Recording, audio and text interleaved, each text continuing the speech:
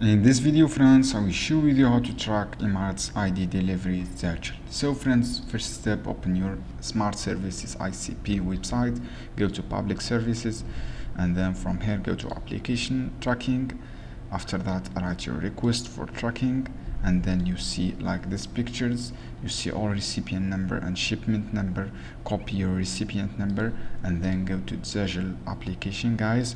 Enter your tracking application that come from here, from this number, and then guys you see this option.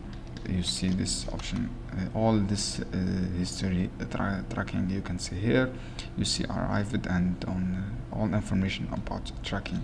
So this is easy method. Write your request number, guys, from here, for example this one, and then look for the search, and then you will see all the details about your tracking here, and then go to Zajel and copy your information here. Track, just click track now. This is how you can do, friends. I hope this video helpful for you. Then don't forget to give like and give share this video for more.